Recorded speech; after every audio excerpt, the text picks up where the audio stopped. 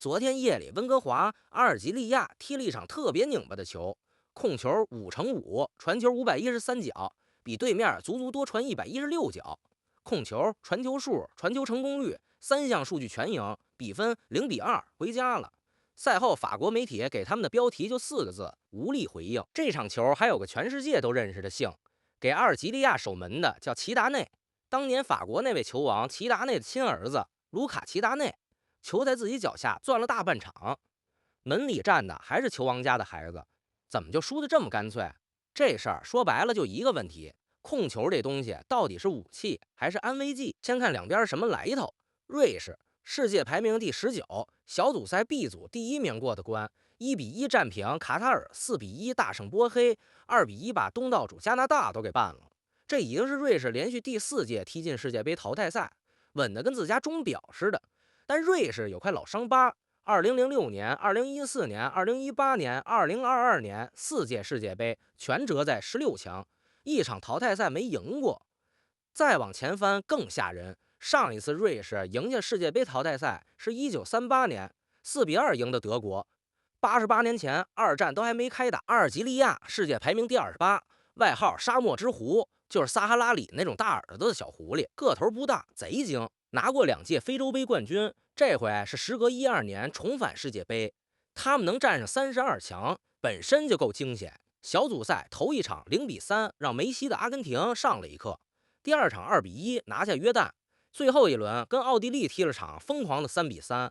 35岁的老队长马赫雷斯一场进俩，就靠这场平局的1分，他们挤进了小组第3里，成绩最好的那8家。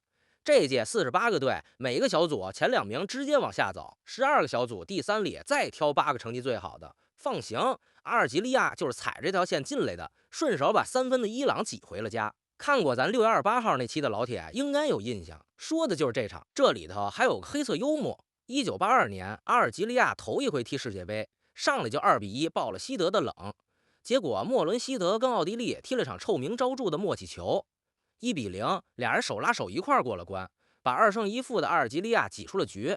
国际足联后来规定，小组末轮必须同时开球，就是打这儿来的。44年过去，还是奥地利，还是末轮，一场3-3。这回轮到阿尔及利亚携手过关，轮到别人干瞪眼，教练席上还藏着一层戏。带阿尔及利亚的佩德科维奇，瑞士人熟的不能再熟，2014到2021，他带了瑞士国家队整整7年。2018年的世界杯16强是他带进去的，欧洲杯上还点球掀翻过世界冠军法国。如今他坐到了对面，赛前他自己把话说在前头，这场不是佩德科维奇对瑞士，我带的是阿尔及利亚。接他班的瑞士主帅亚金也客气，说很感谢他为瑞士做的一切。客气归客气，哨一响，谁也不让谁，真开踢。先亮刀的反倒是阿尔及利亚。第6分钟，中场奥瓦尔在禁区里得着个绝好机会，一脚打飞了。那会儿还是0-0，这是阿尔及利亚全场离进球最近的一次。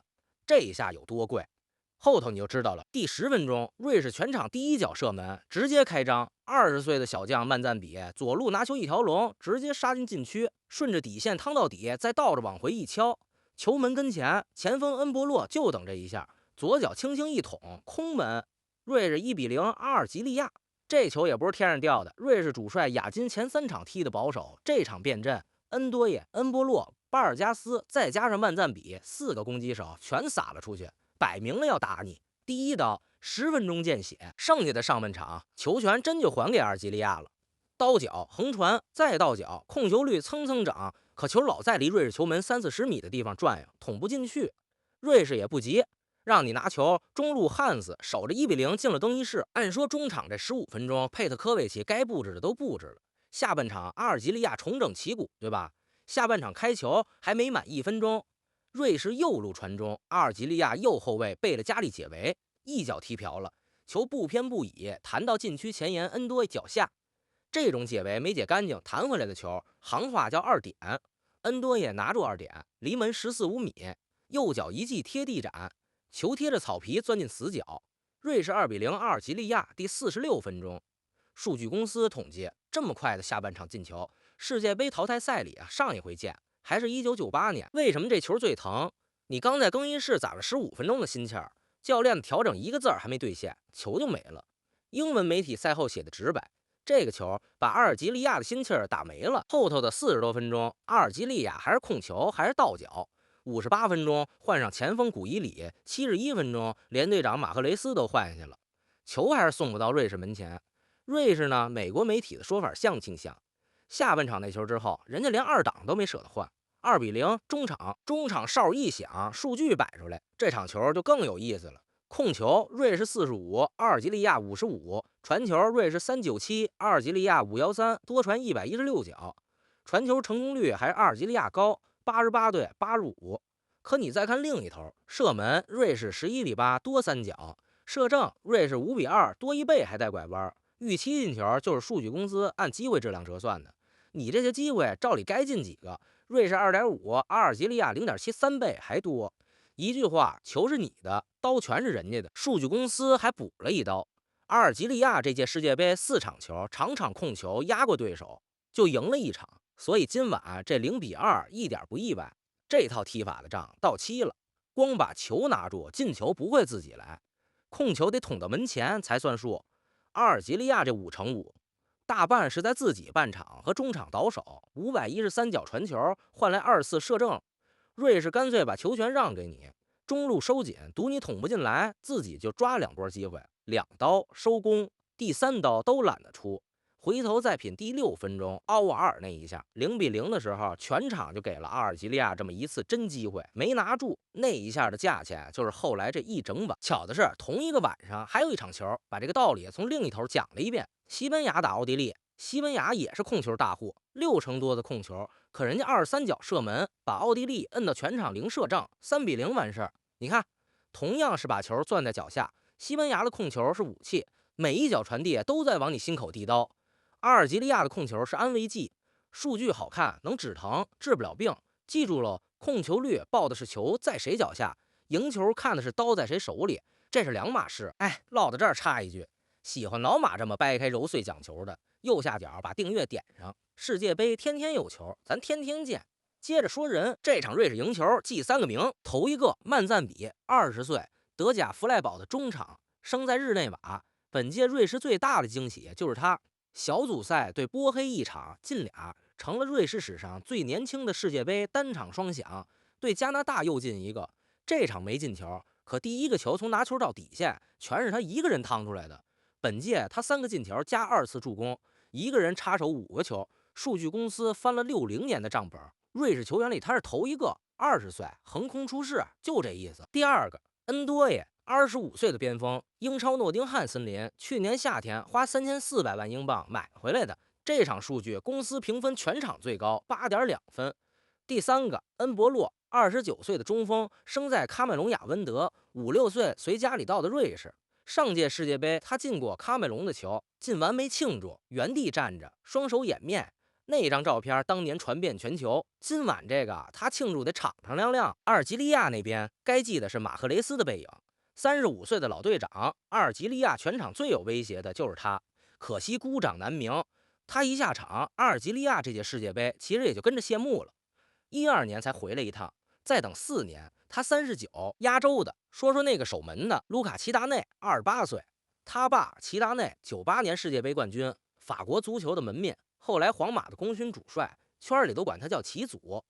齐祖的父母上世纪50年代从阿尔及利亚卡比利亚山区的村子移民去法国，齐祖生在马赛，法国青训养大，穿着法国球衣封的神，按规矩替法国踢过正式比赛，这辈子就不能再改批阿尔及利亚。他自己也说过，我为身为法国人自豪，也为有这些根自豪。齐家4个儿子全踢职业，老大恩佐，老二卢卡，老三蒂奥，老四埃利亚兹。卢卡打小踢的也是法国的青年队，可法国成年队的正式比赛他一场没上过，所以这扇门对他还开着。4个人里只有他去年9月把会籍改到了阿尔及利亚，这事儿不用上价值，足球现实明摆着。卢卡是门将，在西班牙第2级别联赛的格拉纳达踢球，法国队那个门他排不上号。阿尔及利亚递过来的是世界杯的主力手套，爷爷那辈从阿尔及利亚去的法国，到孙子这辈替阿尔及利亚守起了门。这选择怎么评？各家有各家的看法，反正路是他自己挑的，球衣穿在他自己身上。他这届世界杯过得挺魔幻，改完会籍不到1个月就首秀，世界杯小组赛头一场就撞上阿根廷，梅西一个人在他身上灌了仨球。你品品这句话，梅西的帽子戏法吃在齐达内儿子身上，搁10年前谁敢这么编剧本？今晚这0-2俩球真怪不着他。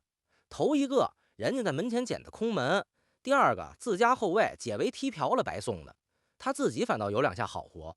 第81分钟，瑞士替补里德一脚势在必进，让他近距离挡了下来，最后补时又没收了瑞士中场弗洛伊勒的贴地劲射。0-2的夜里，他是阿尔及利亚最有尊严的那个人。对了，前2天的合集里，咱刚念叨过他爸2006年决赛先罚进点球，再一记头锤顶在对方胸口，红牌谢幕。20年过去，齐达内这个姓又一次倒在世界杯的淘汰赛里，只不过这回穿的是阿尔及利亚的球衣。最后盘盘账，瑞士这场赢球含金量不低，88年了，头一回赢世界杯淘汰赛，队史头一回世界杯3连胜，可老坎还在前头。今年赛至多出32强这一轮，这关过了2006到2022-24次把瑞士挡在门外的16强，下周才真正开考。北京时间7月8号凌晨4点，还是温哥华这块场地，对手是哥伦比亚和加纳的胜者，赢了才算真破咒，输了魔咒续费。阿尔及利亚0-2回家，可回头看这1个月0-3开局，末轮进仨续命，踩着线挤进32强。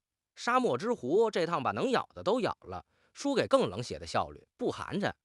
顺带一个唏嘘的数字，1982年那场赢西德，到今天还是阿尔及利亚在世界杯上最后一次赢欧洲球队，44年10场不胜。非洲军团到这会儿还剩4家，摩洛哥点球踩着荷兰已经站进16强，埃及、佛得角、加纳的生死战紧跟着就开踢。非洲的故事还没完，咱这每天一场世界杯，数据、门道、人物给你唠明白，觉得有点意思，订阅点上，顺手再点个赞。行，瑞士2-0阿尔及利亚，一场把控球率讲明白的球就唠到这儿。我是第一次看球的老马，咱们下一场见。